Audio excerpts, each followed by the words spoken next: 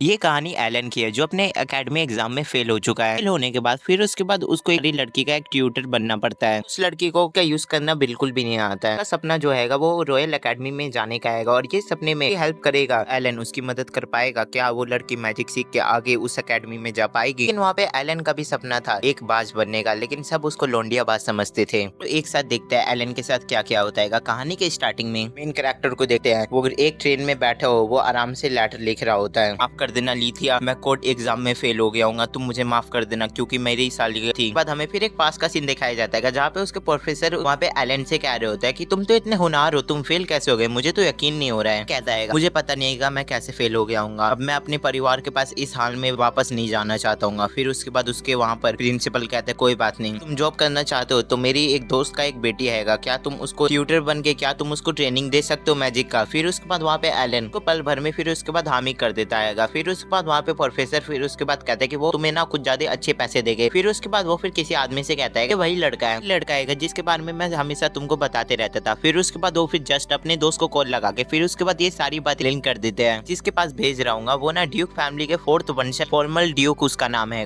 बेटी टीना वो उस रॉयल एकेडमी में एडमिशन लेना चाहती है, इसी कारण ना उसको एक ट्यूटर की जरूरत है, प्राइवेट ट्यूटर की। क्या तुम उसके काम के लिए बेस्ट हो? तभी मैं तुमको ना रेफरेंस कर रहा हूँ। उसको पता लगता है कि मैं तो प्राइवेट ट्यूटर बनने वाला हूँ। तभी फिर उसके बाद वो फिर कहता है कि लिथिया भी तो एक प्राइवेट ट्यूटर थी, वो भी फिर बताता है वो भी तो रॉयल एकेडमी में एडमिशन लेना चाहती थी। उसके बाद वो फिर प्रोफेसर फिर उसके बाद वहाँ पे एलन को फिर उसके बाद ट्रेन का टिकट देता है और फिर कहता है तुम आराम से जाना उस लड़की के पास। फिर उसके बाद प्रेजेंट में सीन दिखाया जाता है जहाँ पे हमारा मेन कैरेक्टर आराम से ट्रेन में बैठा हुआ था। उसके बाद फिर उसके बाद वो फिर एक सिटी में आ जाता है। फिर उसके बाद उसको लेने के लिए एक बटलर आया हुआ होता है। फिर उसके बाद वो फिर बताता है मैं तुम्हें ड्यूक की बेटी के पास लेके जाने के लिए आया हूँ। और फिर हमें फिर एक बेटी को दिखाया जाता है। फिर उसके बाद वो फिर बोलता है ये एक सर्वेंट बनने की तैयारी कर रही है। उसके बाद मिस्टर ग्राउंड फिर उसके बाद उसको फिर गाड़ी के पास लेके आते हैं। फिर उसके बाद वहाँ पे वो देखता है कि गाड़ी की सीट तो कुछ ज्यादा ही छोटी है। फिर उसके बाद वो फिर एल को फिर उसके बाद वो फिर एलन के गोद में बैठने के लिए कहता है और फिर कहता है कि थोड़ी जगह कम है बेटी, तुम उसके गोद में बैठ जाओ। फिर उसके बाद वहाँ पे एलन कुछ ज्यादा ही शर्माने लगता है। उसके बाद वहाँ पे एलन को फिर उसके बाद एली को उसके गोद में बैठाना पड़ता है, फिर जैसे तैसे करके। उसके बाद बैठने के बाद फिर उसके बाद एलन की नजर फिर उसके बाद उसके रिबन पे जाती है और फिर देखते के साथ फिर उसके बाद वहाँ से फिर गाड़ी फिर आगे चल जाती है। फिर उसके बाद वहाँ पे एलन फिर विंडो से देखता है वहाँ तो अभी विंटर का मौसम आ गया। फिर उसके बाद मिस्टर ग्राउंड उसको समझाते हैं कि यहाँ जब बर्फ गिरती है ना तो यहाँ ना इंसान को ना यहाँ ना अपने घर में रहना पड़ता है। फिर उसके बाद वहाँ पे फिर उसके बाद वो फिर उस लड़के को देखता है और फिर कहता है यहाँ पे एली को कुछ ज्यादा ही ठंड लग रही है। तो उसके बाद फिर उसके बाद वो फिर अपना फिर उसके बाद वो फिर एली को पहना देता है और फिर वो अपने मैजिक का यूज करके फिर उसके बाद वो फिर पूरी जगह को फिर गर्म कर देता है। देखने के बाद एली कहती है कि आपने तो इतना अच्छी तरह से मैजिक को यूज कर लेते हो। फिर उसके बाद वहाँ पे फिर एलन कहता है ये का यूज करना इतना मुश्किल नहीं है। उसके बाद फिर उसके बाद सभी वीडियो खावट के फिर घर पे पहुंच जाते हैं और फिर वहाँ पे एलन फिर लिली को फिर उसके बाद गोद में लेके फिर बाहर निकालता है और वहाँ कुछ ज्यादा शर्माने लगती है। फिर उसके बाद वो फिर उतरने के बाद उसका थैंक्स करती है। उसके बाद कहता है योर हैनेस को परेशान करने के लिए मुझे माफ कर देना। फिर उसके बाद वहाँ पे वो कहती है कि आपको कैसे पता चला? फिर उससे पूछती है कि आपको कब पता चल गया कि मैं मेड नहीं हूँ? फिर उसके बाद वहाँ पे फिर वो कहता है कि तुम्हें देखते के साथ ही मुझे पता चल गया था कि तुम मेड नहीं हो, तुम्हारे कपड़ों से और फिर तुम्हारे रिबन से भी मुझे पता चल गया था कि तुम मेड नहीं हो। फिर उसके बाद वो फिर बताता है ये जो तुमने रिबन पहन रखा है ये तो रॉयल कैपिटल में भी मिलना बहुत मुश्किल होता है। फिर उसके बाद वो फिर कहता है मुझे तो लगेगा कि मुझे मेरे मुझसे ना मिलना चाहते थे तभी आपने ऐसा किया। फिर उसके बाद वो फिर शर्मा के फिर भाग जाती है। उसके बाद वहाँ पे मिस्टर ग्राउंड फिर कहता है कि मुझे माफ करना, मिस टीना ने आपसे मिलने के लिए कुछ ज्यादा जिद किया था और ऐसे बहरूपिया बन के जाने के लिए कहा था। उसके बाद वो कहता है कोई बात नहीं। फिर उसके बाद वो फिर मेंशन के अंदर आ जाता है और फिर मेंशन कुछ ज्यादा ही गर्म था। वहाँ पे फिर एक मेड भागते हुए आती है। फिर उसके बाद वहाँ पे वो अचानक से गिर जाते हैं। फिर उसके बाद वहाँ पे फिर उसको वो पकड़ लेता है और फिर कहता है आराम से चलो। फिर उसके बाद वहाँ पे मिस्टर ग्राउंड कहता है कि तुम्हें मैंने कितनी बार मना किया था, तुम आराम से चला करो, फर्श पे कुछ ज्यादा ही वो फिसल जाता है। फिर उसके बाद वहाँ पे ये सुनने के बाद कहता है अच्छा तुम ही ललित हो, मुझे अब पता चला तुम हो असली ललित। बाद वहाँ पे एलन फिर उसके बाद उसका सर देखने के बाद उसको क्या लगता है फिर उसके बाद वो फिर उसका सर को सहलाने लगता है और वहाँ पे ललित कुछ ज्यादा ही शर्माने लगता है। वहाँ पे मिस्टर ग्राउंड कहता है कि जैसे प्रोफेसर ने हमें बताया था वैसी है, पर्सनालिटी के आदमी हो आप। बाद वहाँ पे एलन कहता है अरे ऐसा मत कीजिए, मैं तो अभी तक मेरे पास एक भी गर्लफ्रेंड नहीं है। फिर उसके बाद वो कहता है चिंता मतलब बन जाएगी ऐसी हरकतों से। फिर उसके बाद वो फिर मिलता है प्रोफेसर। फिर उसके बाद वो फिर कहता है कि तुम ही हो एलन। फिर उसके बाद वहाँ पे हमें पता चलता है यही है ड्यूक हावर्ड। फिर उसके बाद वो फिर कहता है प्रोफेसर ने मुझे बहुत कुछ तुम्हारे बारे में बताएगा, तुम बहुत अच्छे लड़के हो और तुम मेरे बेटे को अच्छे से मैजिक सिखाना। फिर उसके बाद एलन कहता है जरूर, आपकी बेटी को मैं पूरी अच्छी तरह से मैजिक सिखाऊंगा। बाद वहाँ पे एलन कहता है मुझे बस प्रोफेसर ने ये बताएगा कि मुझे अच्छे से लिली को ना आगे जाके पढ़ाना है और फिर उसको रॉयल कैपिटल के अकेडमी में एडमिशन दिलाना है। फिर उसके बाद वहाँ पे हावर्ड कहता है लेकिन ये बात सच नहीं है, तुम्हें और भी एक काम करना पड़ेगा मेरे के लिए। पहले मेरी बेटी के प्राइवेट ट्यूटर और दूसरा मैं ये चाहता चाहूंगा तुम ना उसको समझाओ और फिर उसको कहो कि ना ये सारी चीज छोड़ दे और फिर रॉयल कैपिटल के एकेडमी में जाने से मना कर दे, क्योंकि मैं ये चाहता हूँ तुम मेरी बेटी को समझाओ, क्योंकि एकेडमी में जाने के लिए वो फिर मना कर दे। तुमने 4 कैपिटल के बारे में तो सुना ही होगा। कैपिटल को महान बनाने के लिए इन सभी का बहुत ज्यादा योगदान रहा था, ये नाम तो सुना ही होगा। रॉयल फैमिली भी इसकी कुछ ज्यादा इज्जत करती है और ये जो हॉवर्ड खानदान है ये भी पीढ़ी बे पीढ़ी रॉयल की कुछ ज्यादा सेवा करते आ रहे हैं। मरते के साथ ही फिर उसके बाद इसका एंड हो जाएगा। सियासत को कोई भी नहीं संभालेगा। मेरी वाइफ कुछ साल पहले गुजर चुकी है और वो जब छोटी थी तभी मेरी वाइफ गुजर चुकी है और मेरी बेटी टीना कुछ ज्यादा ही छोटी है, 2 बेटियां हैं और मेरी बड़ी बेटी रॉयल एकेडमी में ज्वाइनिंग हो चुकी है। नहीं लगता है कि उसके अंदर इतनी सारी काबिलियत है कि वो मेरे परिवार को और वंश को आगे लेके जाए और वो मेरे सिंहासन को आगे जाके संभाल। मुझे ये भी लगता है कि वो आगे जाके कभी भी स्पेल को मास्टर कर पाएगी। और टीना के अंदर जो है वो कुछ ज्यादा मुझे अच्छा लगता है। वो आगे जाके जिम्मेदारी तो उठा सकती है, लेकिन वो मैजिक का इस्तेमाल 0% कर सकती है। उसको एक भी एलिमेंट का यूज करने नहीं आता है। उसको एक लेवल 1 का भी लेवल 1 के भी मैजिक को भी यूज करना नहीं आता है, लेकिन वो जिम्मेदारी उठाने के लिए सबसे बेस्ट है। ऐसा लगता है कि उसका वो कर्तव्य है कि मेरे सारे स्पेल को मास्टर करे। फिर उसके बाद वो दोनों एलन को फिर उसके बाद एक कमरे में लेके आते हैं जहाँ पर बहुत सारे पौधे थे। पेड़ पौधों को टीना ने उगाया है। वो इस काम में कुछ ज्यादा ही माहिर है। मुझे ऐसा लगता है कि वो इसी काम के लिए सबसे बेस्ट है। फिर उसके बाद एलन कहता है मैं आपकी बात को समझ सकता हूँ, आपको कुमारी की भी मंजूरी को भी समझना चाहिए। अगर वो रॉयल एकेडमी में ज्वाइन होना चाहती है तो आप उसको ज्वाइन होने दीजिए। फिर उसके बाद वो फिर कहता है ठीक है मैं इस बारे में थोड़ा सा सोचूंगा। फिर उसके बाद वहाँ पे एलन अपने मन में कहता है एक ऐसी लड़की जिसके पास 0% एलिमेंट यूज करने की भी क्षमता नहीं है और उसके पास मानो तो बहुत सारा है, लेकिन किसी भी चीज को मास्टर नहीं कर पाती है और मैजिक कुछ आता ही नहीं है। लेकिन मुझे ये प्रॉब्लम को सॉल्व करने में कुछ ज्यादा ही मजा आएगा। फिर उसके बाद वहाँ पे फिर डाइनिंग टेबल पे देखते हैं और वहाँ पे आती है एलन और फिर टीना। ड्यूक फिर उसके बाद अपनी दोनों बेटियों को कहते हैं कि ये तुम्हारे अब से न्यू रहेगा और इसका नाम टीना आएगा। फिर उसके बाद वहाँ पे एलन फिर उसके बाद ये बात छुपाने के लिए कि वो मेरे से पहले मिल चुकी है एली बन के कहने की जगह, फिर उसके बाद वो फिर कहता है कि मैं तो एली से पहले मिल चुका हूँ। फिर उसके बाद वहाँ पे ड्यूक कहता है ये हमारी होम की सर्वेंट है। वहाँ पे एली को कुछ भी नहीं समझ आता और फिर कहते कि मैं कब इनसे मिल गई। फिर उसके बाद वहाँ पे ड्यूक कहता है एली जो है ना वो ना ग्रहण करना परिवार है, हमारे परिवार के हर एक की स्थिति में वो हमारे साथ रहे और मैं ये चाहता हूँ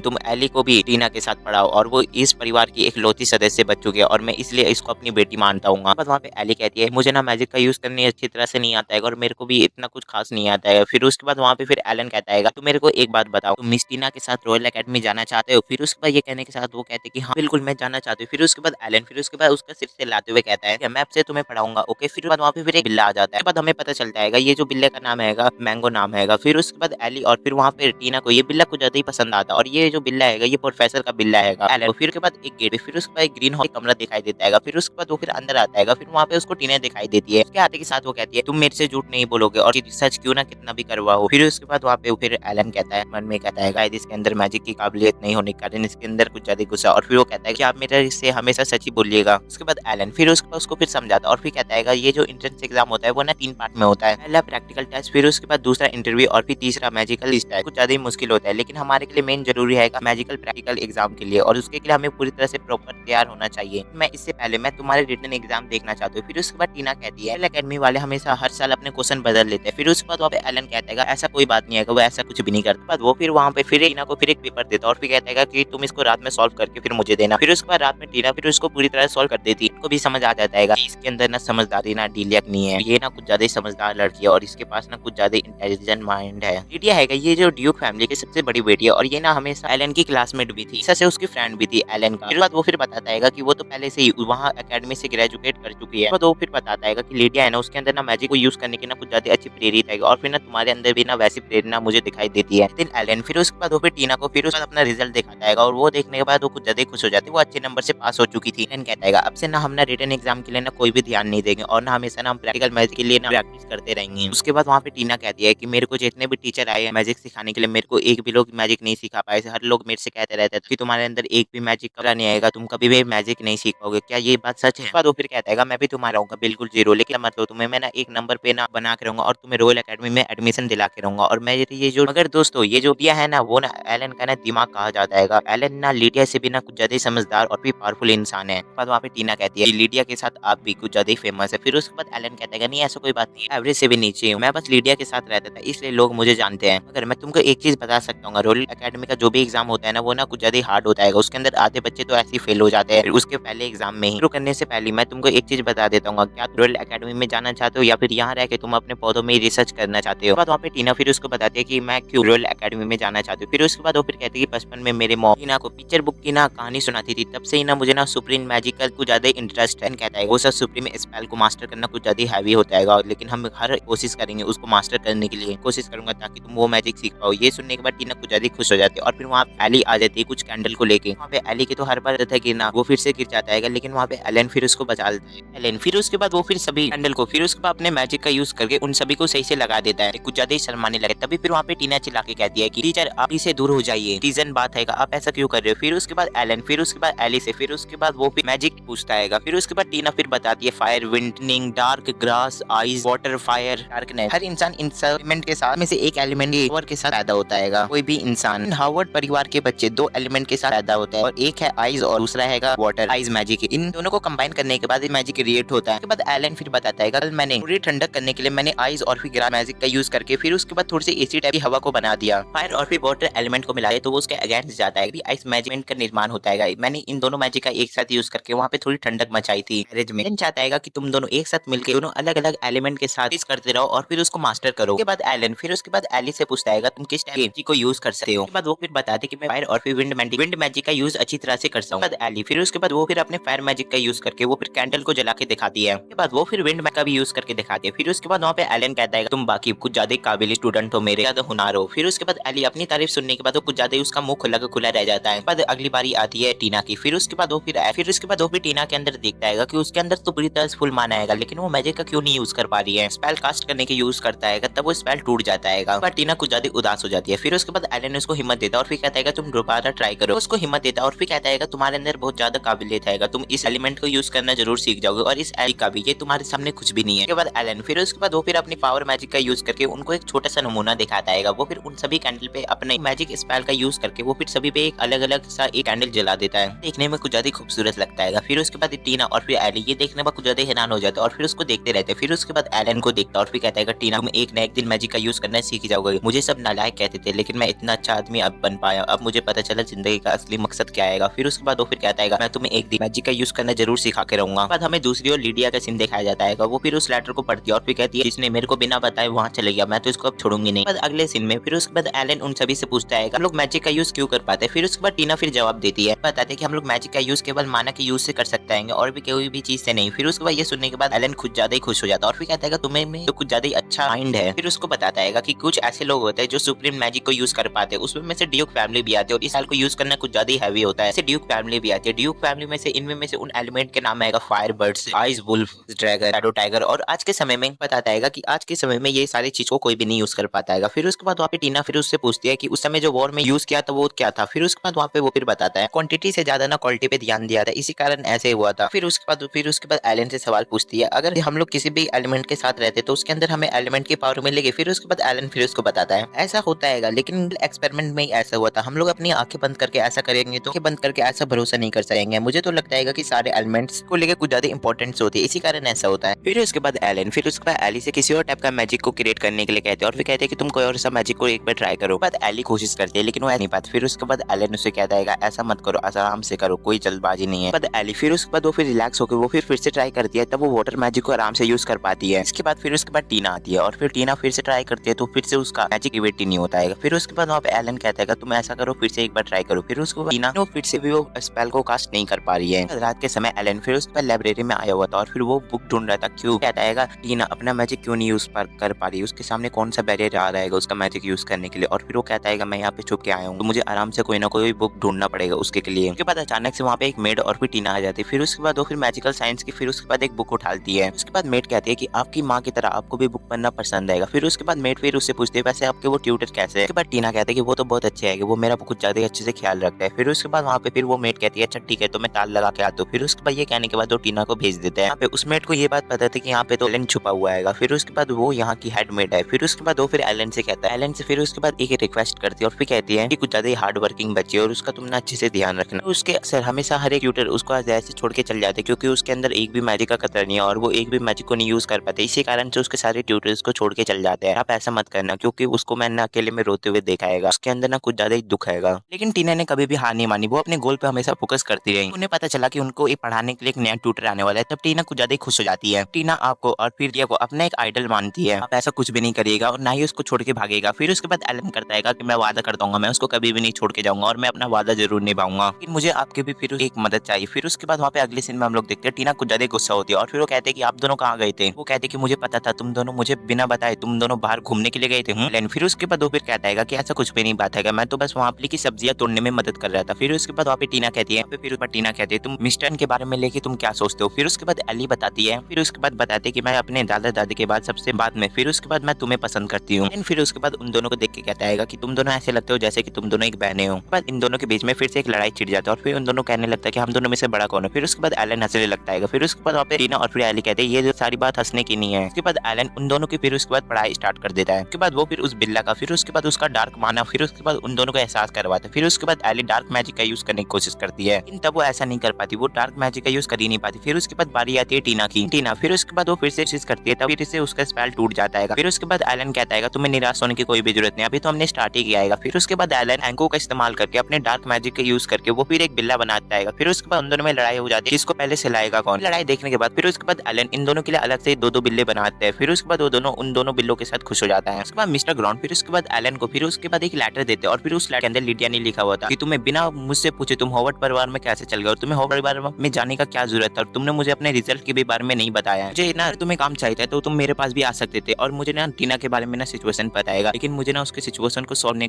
का तरीका मिल चुका है। अगर तुमने मेरे से पहले वो सॉल्व कर दिया मैं तुमको छोड़ूंगा नहीं, तुम्हें भी वो तरीका पता है। अगर तुमने मेरे अलावा वो किसी और पे ट्राई करा मैं तो तुमको छोड़ूंगा नहीं। फिर उसके बाद फिर कहता है तुमने अपना रिजल्ट भी नहीं बताया है, लो मुझसे रॉयल एकेडमी के एग्जाम में मैं तो तुमको छोड़ूंगी नहीं, अगर तुमने भागने की कोशिश करी मैं तो तुम्हारी जान ले लूंगी। और ये सब सोचना भी मत कि मैं नहीं आऊंगी वहाँ पे, मैं तो जरूर आऊंगी। भी एक बात याद रखना, मुझे ना हफ्ते में ना कम से कम 2 बार ना लेटर चाहिए किसी भी हाल में, और तुम मुझे वो देना। डेली लेटर नहीं मांग रही हूँ, कम से कम मैं 2 लेटर मांग रही हूँ। देखने के बाद एलन को जाती परेशान हो जाता है और फिर कहता है अब मैं क्या करूंगा। फिर वहाँ पे टीना कहती है मुझे तो लगता है लेडी लीडिया को आपसे दूर रहना पसंद नहीं है। बाद एलन कहता है ऐसा कुछ भी नहीं है। फिर उसके बाद वहाँ पे उन दोनों का लेसन स्टार्ट हो जाता है, लेकिन वहाँ पे एली फिर उसके बाद वाटर मैजिक का थोड़ा बहुत यूज कर लेती है, लेकिन वहाँ पे टीना फिर से उसका यूज नहीं कर पाती है। वहाँ पे एलन को बस थोड़े से छोटे से टुकड़े फिर उसके बाद नजर आते हैं। वो फिर लाइब्रेरी के बारे में फिर उसके बाद वो फिर सोच रहा होता है कि मुझे कैसे भी करके टीना के ना मैजिक को यूज करवाना ही पड़ेगा। फिर उसके बाद वो फिर एक एंशिएंट बुक को पढ़ने लगता है। वहाँ पर उस बुक में फिर उसके बाद एलन को फिर उसके बाद एक सिंबल दिखाई देता है और फिर वो समझ जाता है। फिर उसके बाद अगले दिन एली के पास आते हैं। फिर उसके बाद हम एलन को फिर उसके बाद एक अलग से रूम में देखते हैं। फिर उसके बाद एली उसके लिए टी लेके आती है। फिर उसके बाद एलन फिर उसके बाद एली को कहता है तुम तो एक मिस वॉकर हो ना। उसको ये बात तो बिल्कुल भी नहीं पसंद पड़ती और फिर कहते हैं कि मैं तो आपके लिए कुछ भी नहीं लगती हूँ। फिर उसके बाद वो फिर रोने लगी, कहते मैं तो आपके लिए मायने भी नहीं रखाती हूँ, है ना सैम से। फिर उसके बाद एलन फिर उसको एली के बुलाते हैं और फिर वो खुश हो जाती है। उसके बाद हम लोग देखते हैं कि एली एलन को अपने रूम में लेके आएगा। फिर उसके बाद एलन उसको कहता है तुम ना किसी को भी ना इंसान को अपने रूम में मत लेके आया करो, तो लड़के को सही नहीं होता, ना ही अच्छा होता है। फिर उसके बाद वो फिर कहता है ये बताओ कि तुमने मुझे अपने रूम में क्यों बुलाएगा। फिर उसके बाद एली बताना शुरू करते हैं कि मेरे ग्रैंड पेरेंट्स मेरे से कुछ ज्यादा ही प्यार करते थे और वो अब इस दुनिया को छोड़ के चल चुके हैं। बाद एली फिर उसके बाद वो फिर कहते हैं ना जाने मेरे को दद्दू और दद्दू से क्यों बात करने के लिए कहेगा। फिर उसके बाद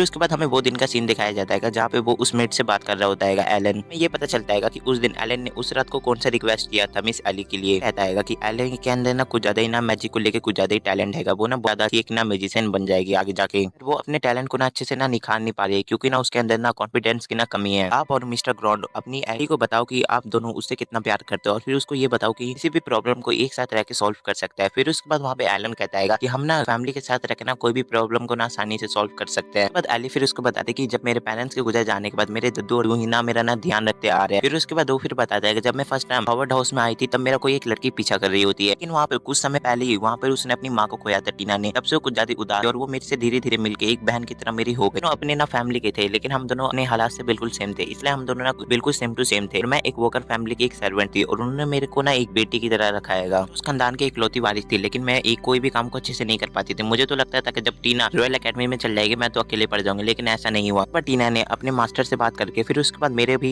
रॉयल एकेडमी में एडमिशन के लिए मनवा लिया। फिर उसके बाद एलन फिर उसका सर सहलाता और फिर कहता है कि बेस्ट फ्रेंड ऐसे ही होते हैं, इसमें तुम कुछ ज्यादा ही बहादुर भी हो, कुछ ज्यादा अच्छी लड़की भी हो। फिर उसके बाद उसके अंदर कुछ ज्यादा कॉन्फिडेंस आ जाता है। फिर उसके बाद वो फिर एक मैजिक को अच्छी तरह से यूज करने के लिए जुट जाती है। उसके बाद वो फिर बहुत अच्छी तरह से फिर उसके बाद वो फिर वाटर मैजिक को निखार के वो फिर यूज कर पाती है बहुत अच्छी तरह से। फिर उसके बाद वो फिर एंको महाशय का यूज करके वो फिर अलग से फिर उसके बाद डार्क मैजिक को भी अच्छी तरह से यूज करने लगी है। लेकिन प्रोग्रेस तो कुछ ज्यादा अच्छी तरह से हो रहा होता है, लेकिन वहाँ पे मिस टीना की बारी आती है। उसको तो वहाँ पे मैजिक भी नहीं यूज हो पा रहा होता है, उससे वो कुछ ज्यादा उदास होती है अपने दिल में। बाद अगले बारी आती है मिस टीना की। फिर उसके बाद वो फिर अपने मैजिक को यूज करने जाते हैं, लेकिन वहाँ पे स्पेल फिर से उसका फेल हो जाता है। उसके बाद एलन फिर उसके बाद टीना को कहता है तुम ना डिफरेंट का स्पेल यूज करने की कोशिश करो। फिर उसके बाद वहाँ पे टीना के ना फेस पे ना कुछ ज्यादा उदासी छा जाता है वहाँ पे टीना के लिए। फिर उसके बाद एलन ने ना अपने ने टीना के डैड से पूरी तरह से बातचीत कर चुका है। एलन फिर उसके बाद उसके डैड से जाके कहता है कि हमें ना टीना को ना एक मौका देना चाहिए रॉयल एकेडमी में जाने के लिए, वो सो या फिर फेल, कम से कम मैं उसे एक मौका तो देना चाहिए। हॉवर्ड कहता है मुझे तो लगेगा, लेकिन मेरा नाम नाम बर्बाद नहीं होना चाहिए मेरे खानदान का। ये नहीं पताएगा कि टीना एंट्रेंस एग्जाम में पास हो पाएगी या फिर फेल, ये तो मुझे भी नहीं पताएगा, लेकिन हमें तो लगता है हमें उसको एक बार कोशिश करने देना चाहिए। वो मैजिक का यूज कर नहीं पाती है, लेकिन उसके अंदर इंटेलिजेंट कुछ ज्यादा ही काफी आएगा और रॉयल अकेडमी में यही ज्यादा कर चलता है। फिर उसके बाद हॉवर्ड कहता है अगर बिना मैजिक के